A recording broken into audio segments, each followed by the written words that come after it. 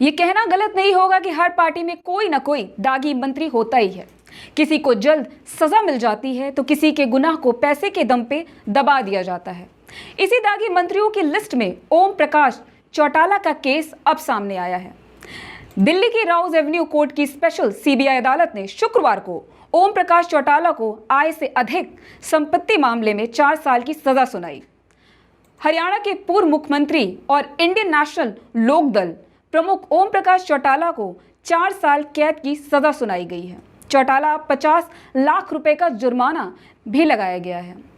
अदालत ने चौटाला की 4 संपत्तियों को जब्त करने के निर्देश दे दिए हैं। सजा मिलने के बाद शनिवार को चौटाला तिहाड़ जेल लाए गए। यही उन्हें सजा पूरी करनी होगी। नमस्कार, आप देख रहे हैं नजर टुडे। मैं हूं आपके साथ सुनीता तिवारी। चौटाला ऐसे पहले नेता नहीं हैं जिन्हें किसी मामले में दोषी ठहराया गया है। इसके पहले भी देश के कई दिग्गज नेताओं को अलग अलग मामलों में दोषी ठहराया जा चुका है। इन नेताओं पर रेप, भ्रष्टाचार, घोटाला से लेकर मर्डर और अपहरण तक के आरोप लगे हैं।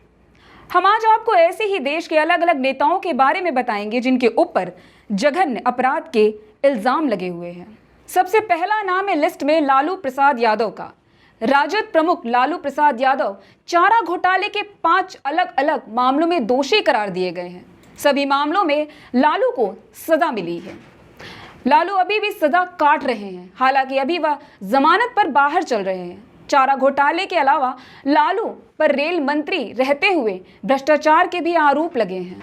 लिस्ट में दूसरा नाम है बंगारू लक्ष्मण का। भारतीय जनता पार्टी के पूर्व अध्यक्ष और देश के रेल मंत्री रहे लक्ष्मण भ्रष्टाचार के मामले में दोषी करार दिए गए थे। दरअसल एक स्टिंग ऑपरेशन में फर्जी रक्षा सौदे के लिए उन्हें 1 लाख रुपए लेते हुए दिखाया गया था। 27 अप्रैल 2012 को सीबीआई की एक विशेष अदालत ने उन्हें दोषी ठहराया। कोर्ट ने लक्ष्मण को 4 साल के कठोर कारावास की सजा भी सुनाई। फैसले के बाद लक्ष्मण ने पार्टी की राष्ट्रीय कार्यकारिणी से इस्तीफा दे दिया था। लंबी बीमारी के बाद भाजपा के पूर्व अध्यक्ष लक्ष्मण का 1 मार्च 2014 को हैदराबाद के एक अस्पताल में निधन हो गया। दागी मंत्रियों की लिस्ट में तीसरा नाम है महिपाल मदेराणा का। राजस्थान के जल संसाधन मंत्री रहे महिपाल मदेराणा को हत्या और अपहरण के मामले में दोषी पाया गया। मामला जोधपुर के जलीवाड़ा गांव के एक उप केंद्र में सहायक नर्स के पद पर तैनात भंवरी देवी से जुड़ा था। भंवरी देवी मंत्री महिपाल मदेराणा और विधायक मलखान सिंह की करीबी मानी जाती थी। भंवरी चुनाव लड़ना चाहती थी, लेकिन उन्हें टिकट नहीं मिला। इसके बाद उसकी एक सीडी वायरल हुई थी जिसमें वह 3 दिन के अंदर सरकार गिराने की बात कहती हुई दिखाई दे रही थी। इसी के बाद से महिपाल मलखान ने भंवरी से दूरियां बनानी शुरू कर दी।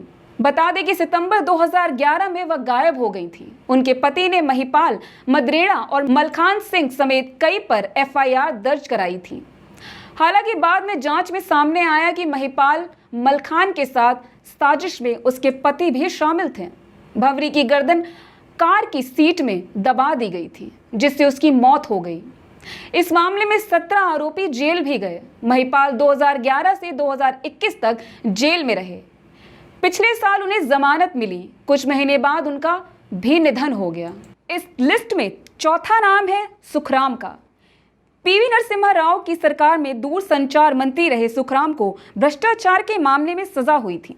सीबीआई ने 1996 में सुखराम के औपचारिक निवास से बैग और सूटकेस से 3.6 करोड़ रुपए बरामद किए थे। 2002 में दिल्ली कोर्ट ने उन्हें दोषी पाया और 3 साल के कठोर कारावास की सजा भी सुना दी। सुप्रीम कोर्ट ने 18 नवंबर 2011 को इस फैसले को कायम रखते हुए सुखराम को 5 साल की जेल की सजा सुनाई। इसी महीने उनका निधन हो गया।